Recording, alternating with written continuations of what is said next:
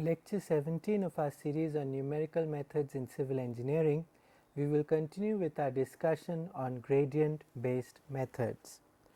Last time we briefly introduced the simplest, possibly the simplest gradient based method, the method of steepest descents, where basically we say that we want to minimize a function f of x, and we say that at any point in our solution space, if we look at the negative of the gradient direction, that gives me the direction of steepest descent. That gives me the direction in which if I move in my function space, in my variable space, I am going to get the largest reduction in the function value, right. And we said that we can use the steepest descent method to find the minimum of a function, that is to find x such that it minimizes a quadratic form. So, at any step in the iteration, we use the direction of steepest descent to find the next value, next iterate.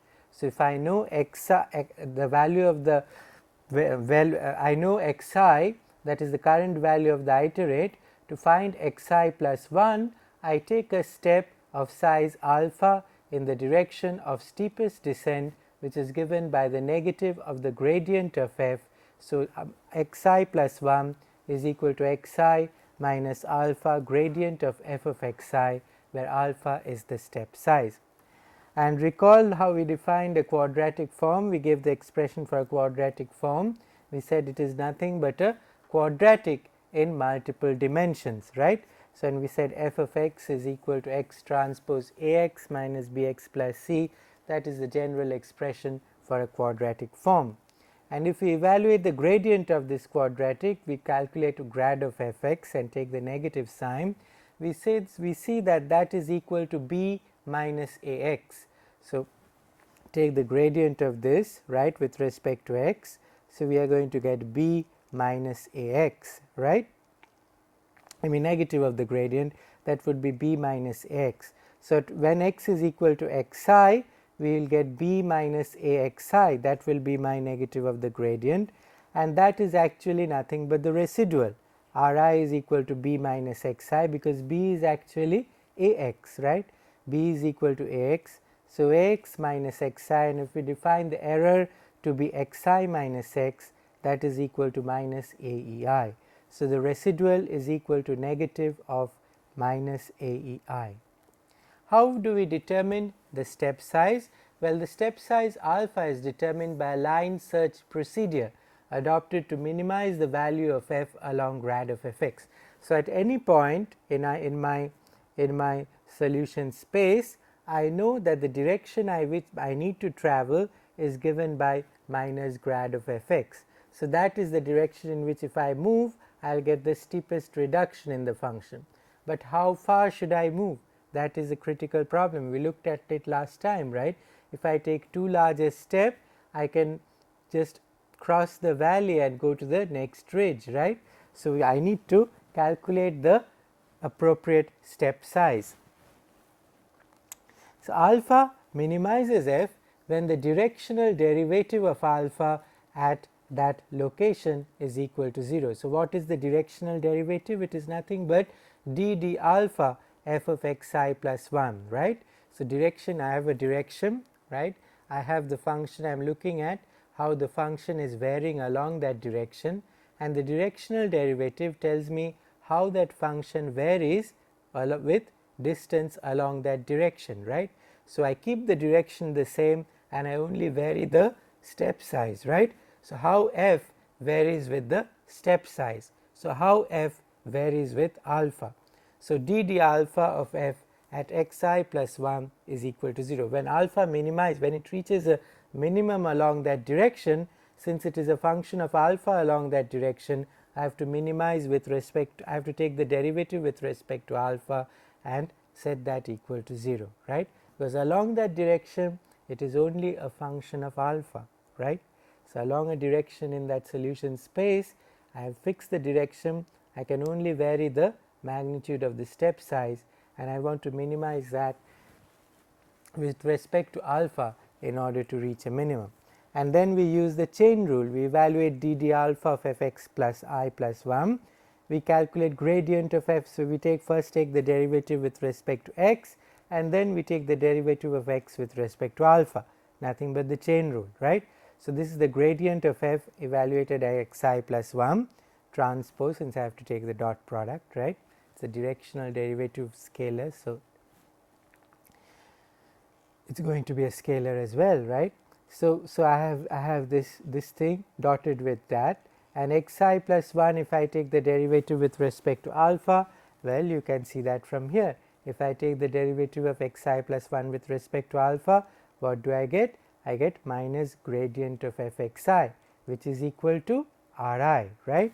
So, I have r I, right, gradient of x I plus 1 transpose dd alpha of this is nothing but gradient of f x I plus 1 transpose times r I, right, where the steepest descent formula update has been used. Thus, alpha should be chosen so that r I and grad of f x I plus 1 are orthogonal.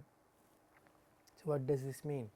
That means I started with x I, right, and I am trying to find out x I plus 1, right, and I am moving along a certain direction, which is the gradient, which is the negative of the gradient direction at x I.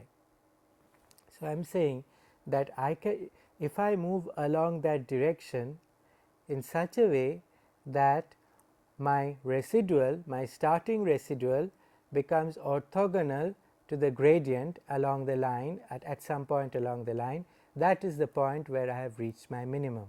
So, as I travel along the line where grad of f x I plus 1 and r I, right, become orthogonal, that is my minimum solution.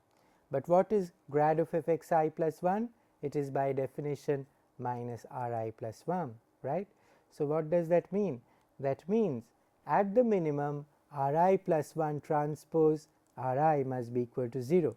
Since this is orthogonal to r I, so r I plus 1 must be orthogonal to r I, right, and r I plus 1 by definition is b minus a x I plus 1, right, that is by definition, right, and this transpose r I must be equal to 0.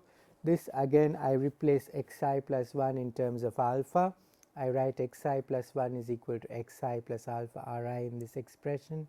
This gives me an expression for alpha. I can evaluate alpha and I get this to be my step size. Alpha is equal to r I transpose r I divided by r I transpose a r I. So, the step size is determined entirely by the value of the residual at my starting location, at my from where I start taking this step, right. So, the alpha is totally known. So, this is a little picture which shows this. Suppose I am traveling in this direction, right. This is at certain location at my x I, right, at my value of my current iterate, the gradient direction is given by this, suppose, right. So, I will continue traveling in that direction, I will continue traveling in that direction until the gradient is orthogonal to the search direction, right.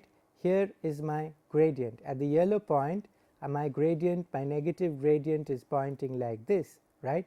When this becomes orthogonal to the search direction, that is where I am going to get my minimum, right. That is where I am going to get my minimum, right, because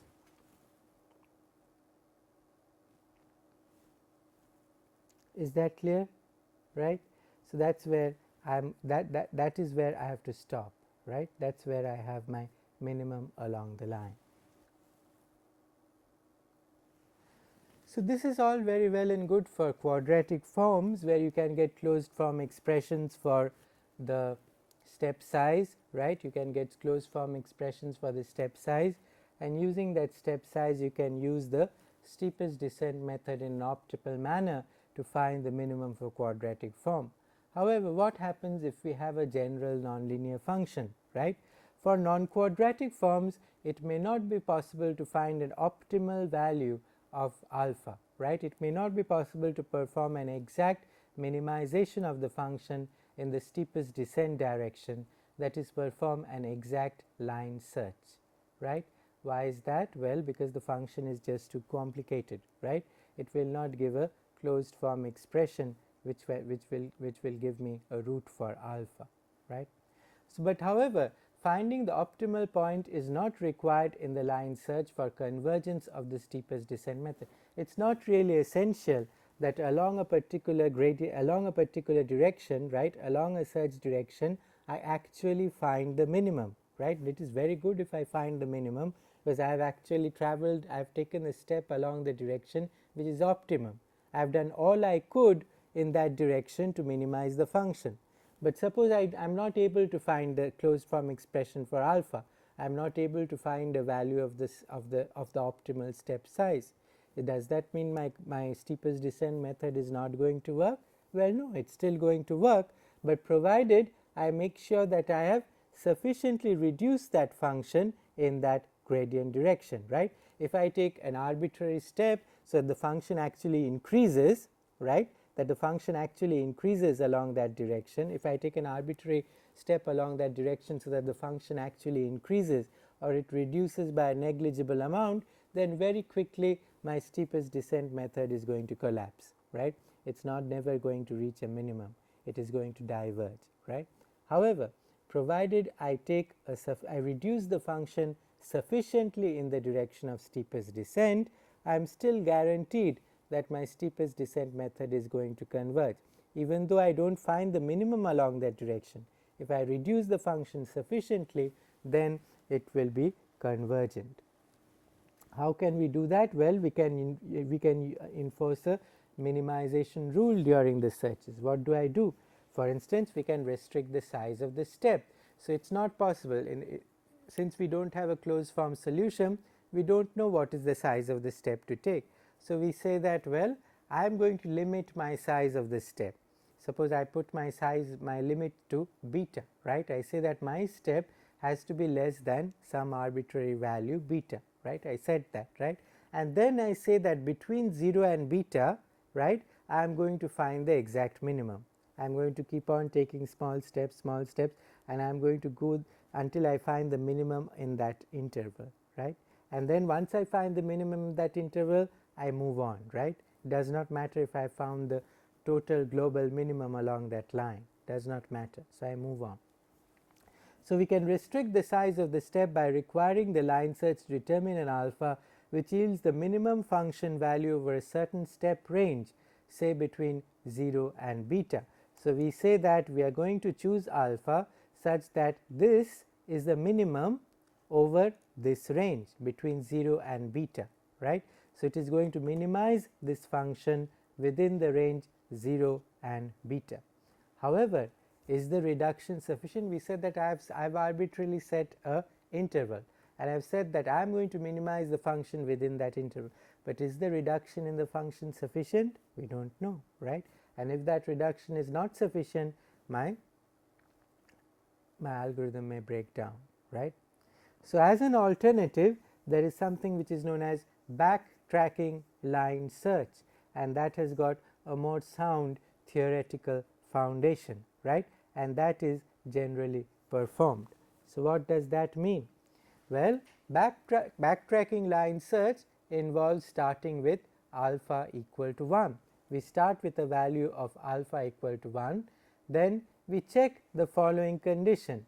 We check whether the value of the function evaluated with that value of alpha is less than the value of the original function, right, at xi plus some quantity, right, plus some quantity, where that some quantity is nothing but the norm of the gradient at xi, right, norm of the gradient at xi scaled by alpha and another scalar mu.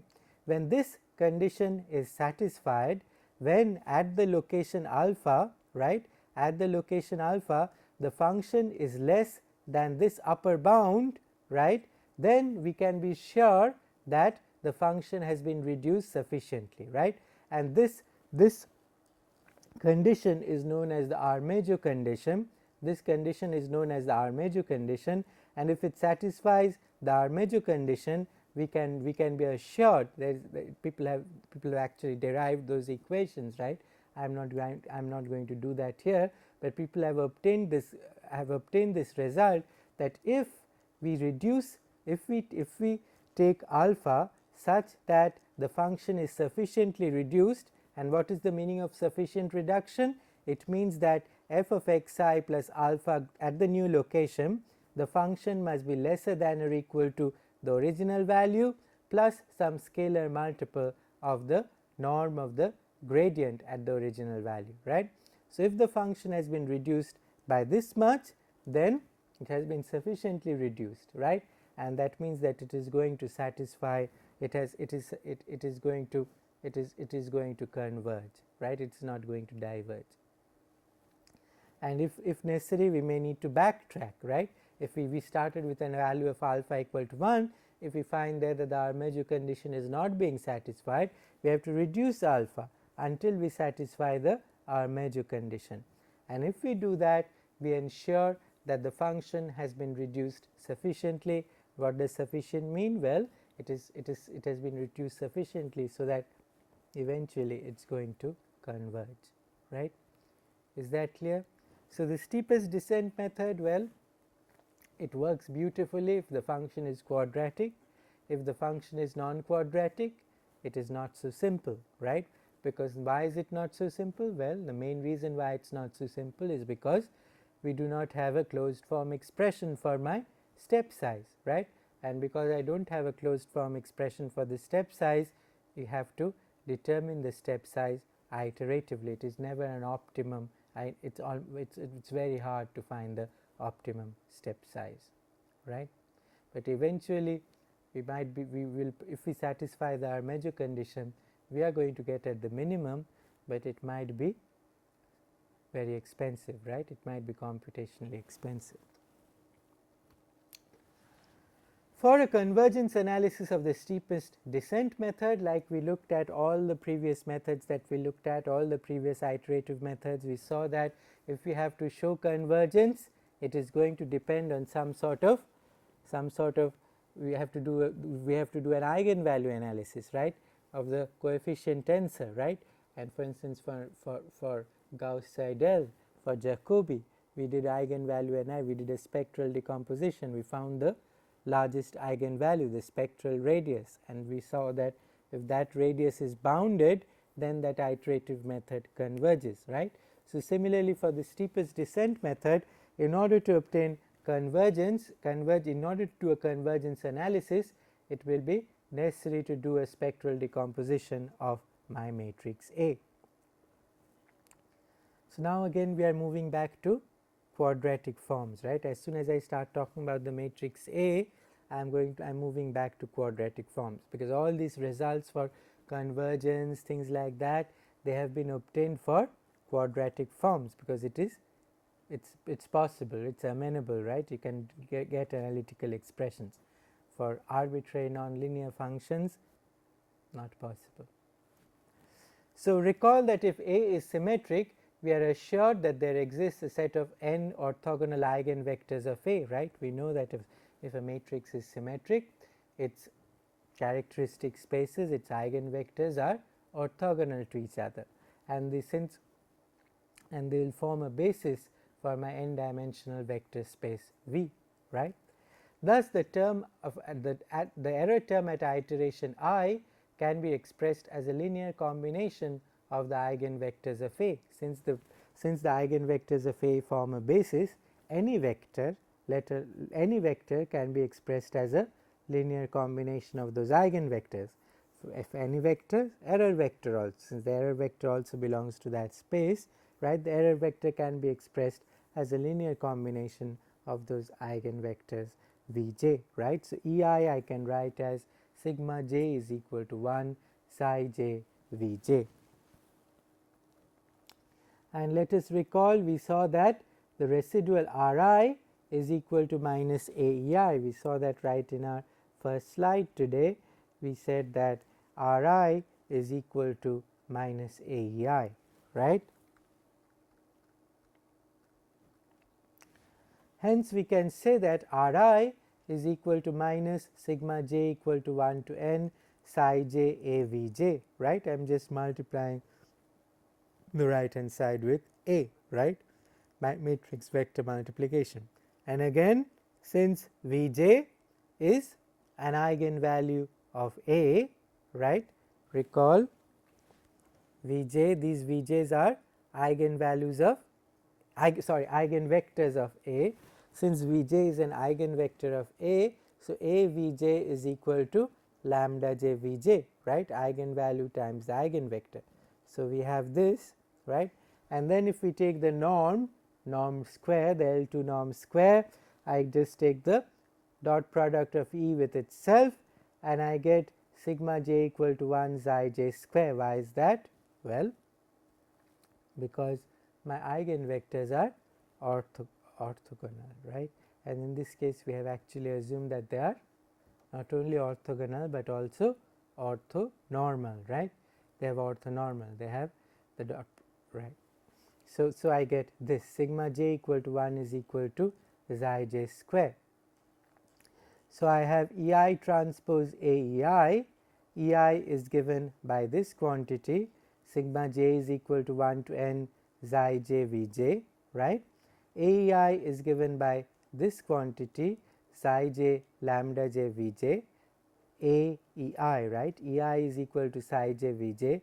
So, A E I is equal to psi j lambda j v j, right, and then I impose the condition that the eigenvectors are orthonormal. So, only those terms in the product are going to survive which have the same V j for this and this, right. So, that is going to give me xi j square lambda j, right.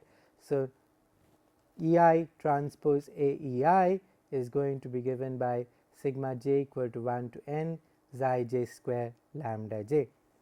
Norm of R I square, norm of the residual square is nothing but R I transpose R I, and R I we saw is given by this, right. So, again using the same idea, eigenvectors are orthonormal. So, I get xi j square lambda j square, right.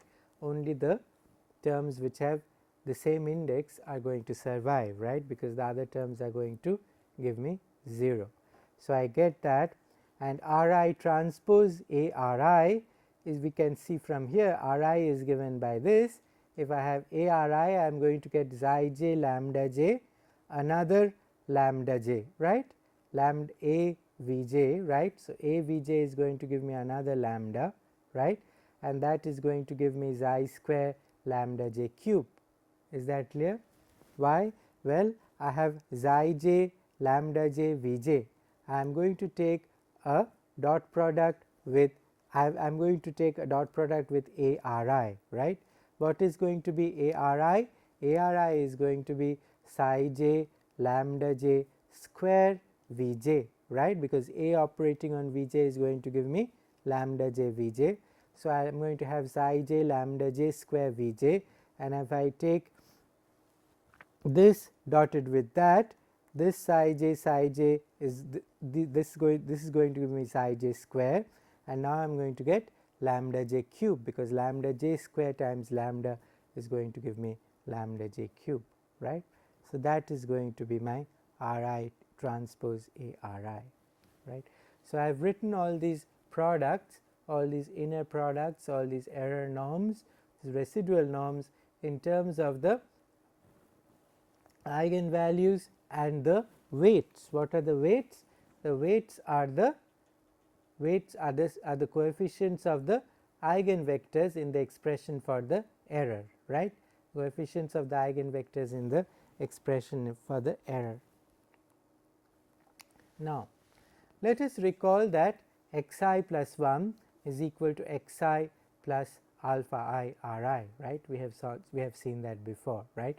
X I is plus 1 is equal to x I plus alpha I minus alpha I times gradient of f x, right, and that is equal to R I, right, minus of that equal to R I. So, I have this.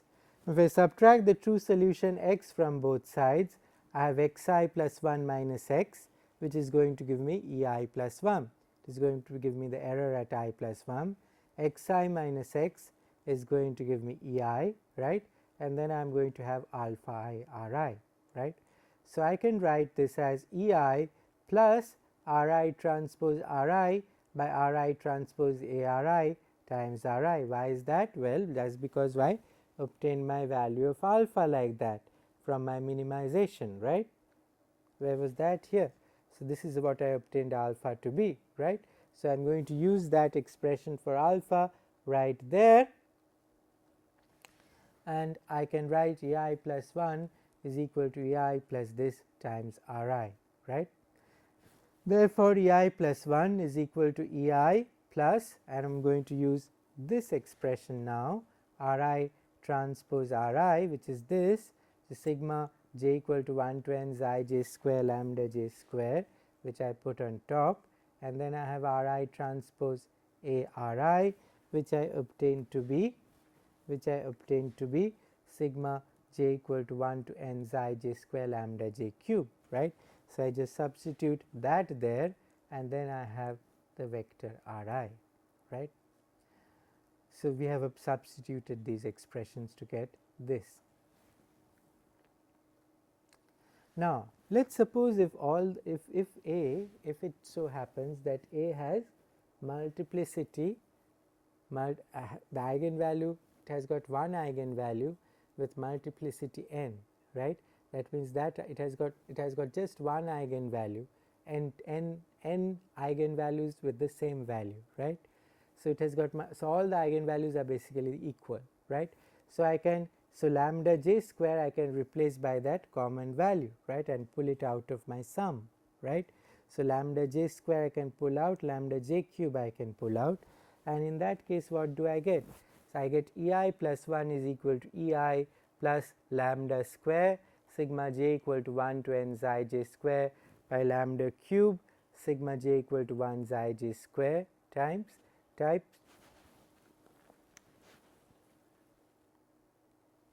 and then I have Ri, right. Ri I know is xi j vj, right, xi j vj, right. No, Ri is actually, sorry, Ri is equal to xi j lambda j vj, right, xi j lambda j vj, and again I can pull out the lambda from here, right. So, my lambda square lambda and this lambda cube cancels. I have sigma j equal to 1 to n xi j square on top, I have sigma j equal to 1 to n xi j square. So, that cancels out, right, and I have ei minus j equal to 1 to n xi j vj, which is identically equal to ei, and my error becomes 0. So, what does that mean? That means in that case I have instantaneous convergence. So, whatever might have been my error at step I plus 1, my error is going to go to 0, right, it is going to go to 0, right. Well, there are very fine geometrical arguments which explain this. I did not want to go into too much detail here, but what happens here is that when all these eigenvalues become equal, then this quadratic form, it becomes a series of circles, right. Instead of ellipse or ellipsoids in multidimensional space or ellipse in two-dimensional space, it becomes circles, right. So, in a circle, wherever you are in a circle, to reach its minimum, you can always take one step to get there, right, because all points are pointing towards the center, right. And suppose I have this series of circles, right, in two-dimensional space, then if I am at any point on one of those red contours, right, and if I want to get from here to my minimum, I just travel along the radial direction, right. So, wherever I am there, right, wherever I am, I can get to my minimum in one step, because I know the direction to travel, which is from here to the center, and I know by how much I must travel, which is the radius, right. So, I can, wherever I am, I can get to my minimum in one step. So, people have done a lot of work on this, and there are papers which explain these things very beautifully, but I do not want to go too much into that, but this is just an idea, right. So, so basically the reason why you converge in one increment when all the eigenvalues are the same is because then in the n dimensional space the quadratic form, instead of being a series of ellipsoids, it becomes a series of spheres, right. It becomes a series of spheres. At any point in a sphere you can go to the minimum just in one step, because the direction is known and the amount by which you must travel is also known, right. Thus, there is instant convergence in this case when all the eigenvalues are equal. If the eigenvalues are different, however, there is no choice of alpha I that will eliminate all the eigenvector components of the error, right. There is no choice of alpha I that will eliminate all the eigenvector components of the error in one step, right. In that case we are stuck with this, right, we cannot do anything more. So, we are stuck with our previous expression which was this, right. So, in that case we have this E I plus 1 equal to E I plus sigma j equal to 1 to n psi j square lambda j square divided by sigma j equal to 1 to n psi j square lambda j cube r I, right, and this I am going to write as E I plus some coefficient phi I r I, right, where phi I can be thought of as a weighted average of 1 by lambda j. Why is that? Well, you have lambda j square on top, you have lambda j cube on bottom, and you have all these I j scaling it. So, this can be thought of as a weighted average of 1 by lambda j, right, of my 1 by lambda j's, with the weights ensuring that larger components of the residual are given precedence, right, because you remember the error is given by psi j v j. So, depending on if my psi j, if a particular coefficient xi 5 for instance is large, what does that mean? That means that the error in the direction of the fifth eigenvector is much larger compared to the error in the direction of the other eigenvectors. Error is large, meaning the residual is large, right, residual is large in that direction. So, what it does is that it scales it so that the components of the residual, larger components of the residual are given precedence. Why? Because this is scaling the residual, right. So, if phi I is large, the phi I is going to determine which residual is going to be given precedence, right. So, E I minus phi I r I am going to again write as xi j lambda j v j. So, I have that. So, in any given iteration the largest components of r I are reduced by the maximum amount, while some of the shorter components might actually increase in length for that iteration only, but then eventually it is going to get reduced, right. So, this phi I, this coefficient, right, it actually scales the residual. So, that E I plus 1 is found in such a way that the largest components of the residual get reduced by the maximum amount, right, get scaled down by the maximum amount.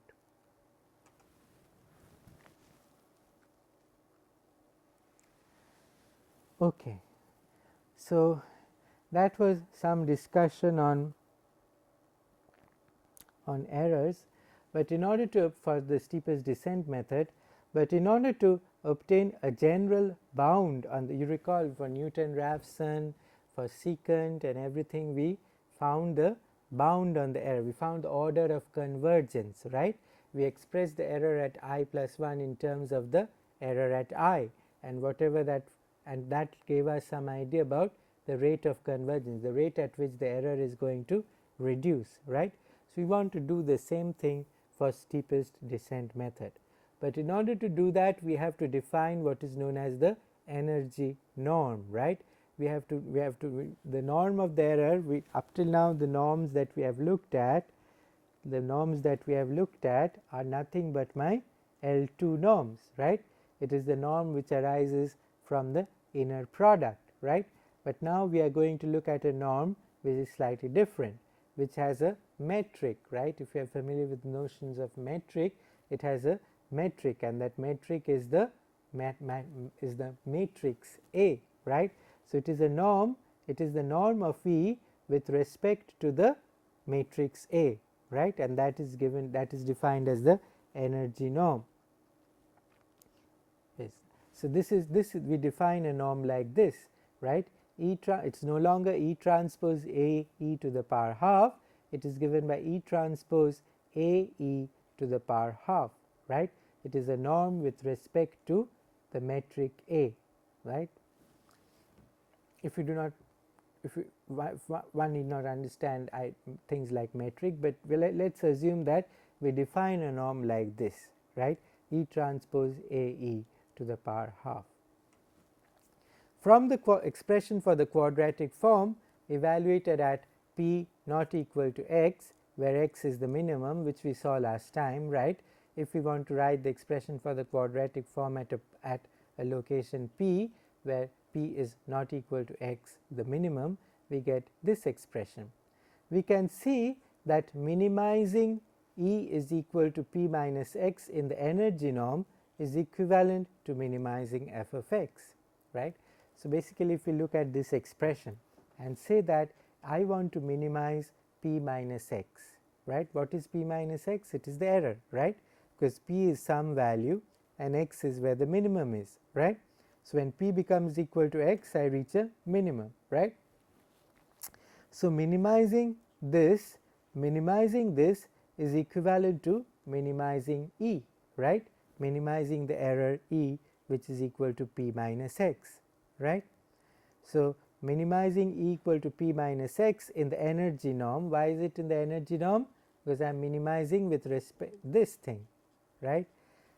When I minimize f, I minimize this thing, and this thing is nothing but the norm of E in the energy norm, right, because E is equal to p minus x, right. So, minimizing the function is equivalent to minimizing the error in the energy norm, right. Minimizing f of x is the same thing as minimizing the error in the energy norm. Using this norm, we can write this error as norm of EI plus 1 A square, right, and that is equal to EI plus 1 transpose AEI, right, and EI plus 1 is nothing but EI plus alpha I Ri, which we have seen before, right. We saw that before, right.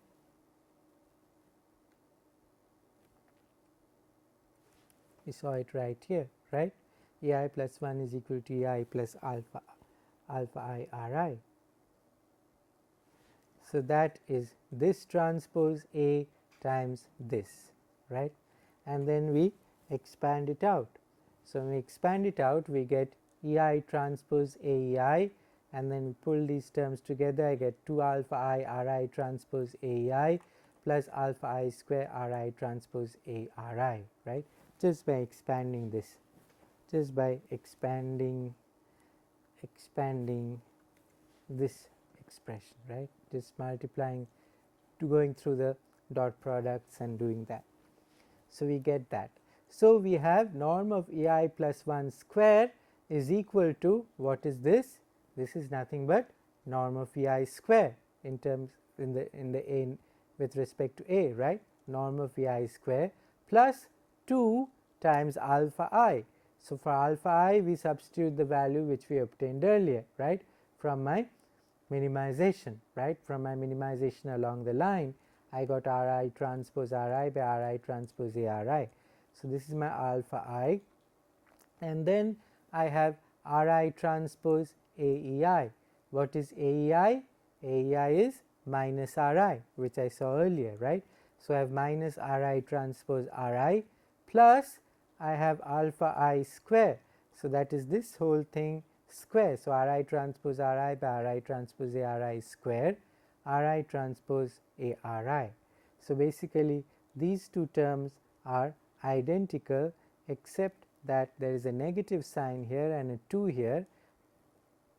So, I get E norm of E I square minus R I transpose R I divided by R I transpose A R I square, right, and that is going to give me norm of, if I take that out, so I have I take out norm of E I square inside the bracket, I have 1 minus R I transpose R I whole square divided by R I transpose A R I, right, A R I, and then I have E I transpose A E I. Why do I have E I transpose A E I? Because I pulled out this, and E I transpose A E I is nothing but norm of E I square, right.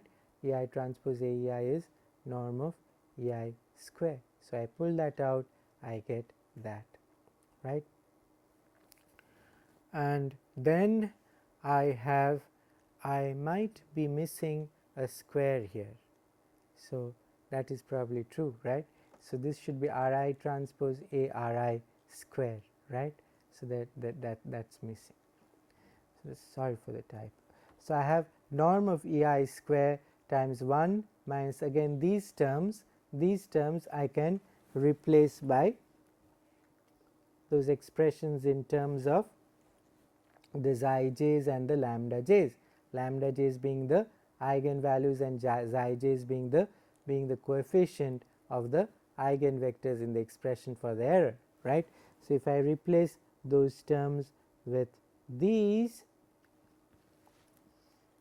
R I transpose R I with this, R I transpose A R I with this, E I transpose A E I by this, I get norm of E I square times some quantity omega square, where omega square is given by this, and omega involves the weights as well as the eigenvalues, right. So, now finally I have been able to write my expression for the error at I plus 1 in terms of the error at I and certain known values, right. I mean known values because lambda j's are known, and if I know the EIs, I can find out, if I know the EIs, right, previous iteration, I can find out the xi j's, right. So, to determine the rate of convergence, we have to determine bounds on omega, whose value depends on the weights xi j and the eigenvalues lambda j. So, depending on these values, depending on what value omega takes, I will have fast or slow convergence, right. If omega is small, what does that mean? That means the error at I plus 1 is going to be small compared to the error at I. If omega is large, what does that mean? That means the error has not been reduced as much, right. So, the smaller the value of omega, the faster my convergence, right. In general, it is found that large values of omega, that is poor rates of convergence, result when the coefficient matrix has a large condition number, that is the ratio of the largest and smallest eigenvalues is large, right. You have your eigenvalues right here, right, lambda j's, right. It turns out when the condition number is high, what is the condition number? We defined that earlier. It is the ratio of the largest eigenvalue of A to the smallest eigenvalue of A. When A is ill conditioned, when that condition number is large, in that case omega is also going to be large. Omega is going to be large, meaning that the rate of convergence is going to be slow.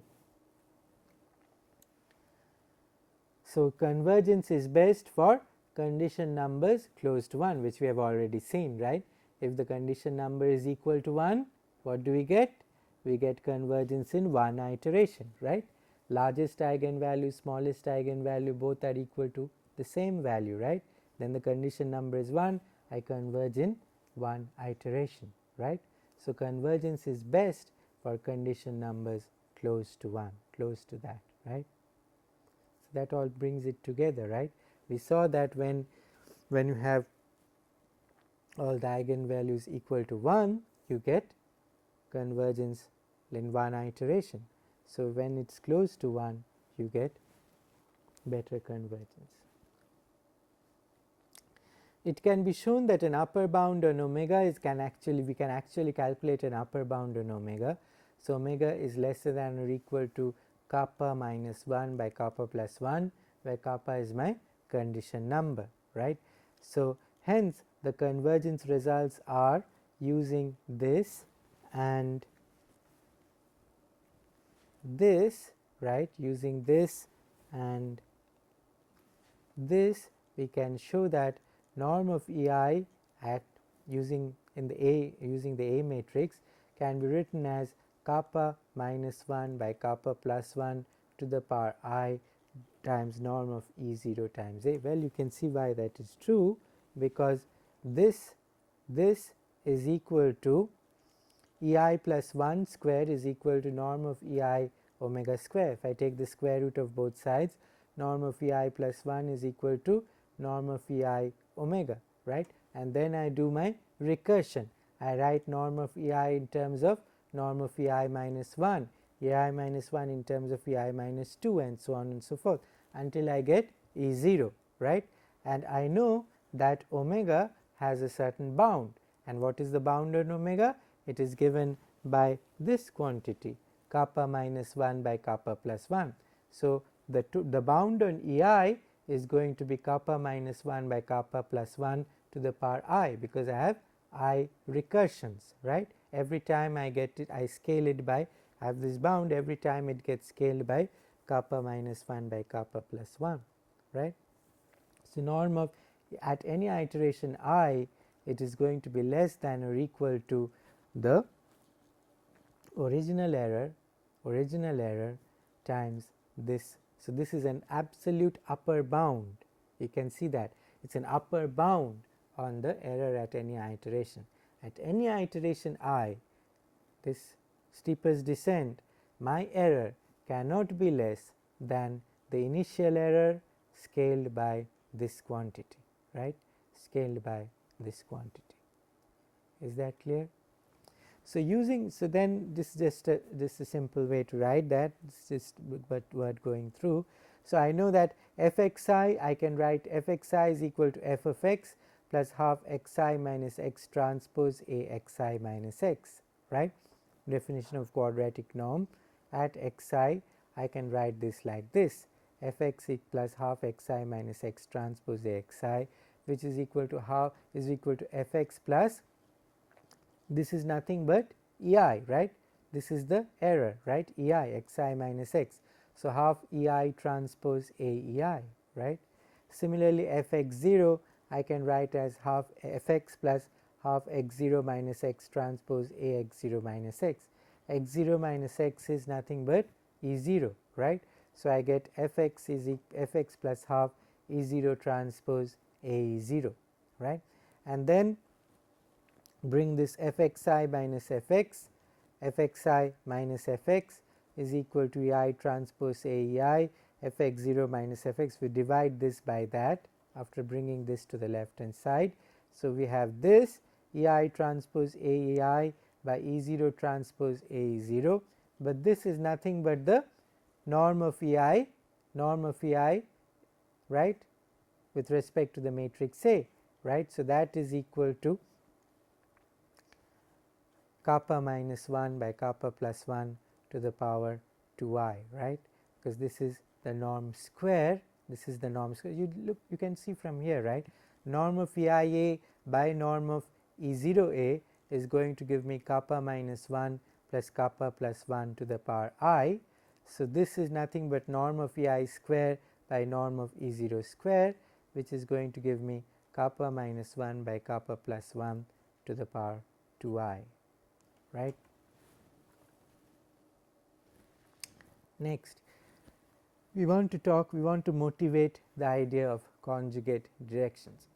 In the steepest descent method, we often need to take steps in the same direction as earlier steps. So, we look at how we go about the steepest descent method. At any point, we move along the direction of steepest descent, which is the negative gradient in that direction. We take a step, then again we go, if we are thinking of a quadratic, we take a step such that we minimize the function along that direction. And when is that minimized? When the residual, when the original residual becomes orthogonal to the gradient along that direction. We stop there, right? And then we go on and again we calculate the gradient at the new location, we move in that direction. So, we are moving in the solution space, right, but there is no guarantee that when we are moving in the solution space we are not retracing our steps. So, if I move in one direction, it may turn out that after several iterations I might again be moving in the same direction, right, which is not efficient, right. Preferably what we would like to do in an n dimensional space is that we would like to move in any one direction once, right, and minimize the function along that direction and then be done with it, and no more during my iteration process I want to move along that same direction. I want to move along one direction once only.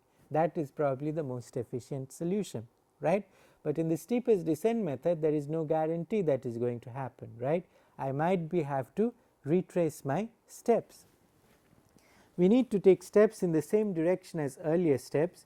It would be more efficient if we do not have to retrace our steps. This can be done if we make sure that the search directions are orthogonal to each other, and in each search direction we take steps of exactly the right length. Right now my search directions are not orthogonal to each other, right. I am moving along the gradient, negative gradient here, I am moving along the negative gradient here. Nobody guarantees that those directions are orthogonal, right. So, if I make sure that my directions are orthogonal to each other, and in each search direction we minimize the function, we take steps of exactly the right length, that is probably going to give me the most optimum gradient based method, right. Then in an n dimensional space, after n such orthogonal steps of exactly the right length, we are sure to reach the minimum, right. We are absolutely certain that we are going to reach the minimum. So, that would be the most efficient algorithm, right, and that brings us to the method of conjugate directions.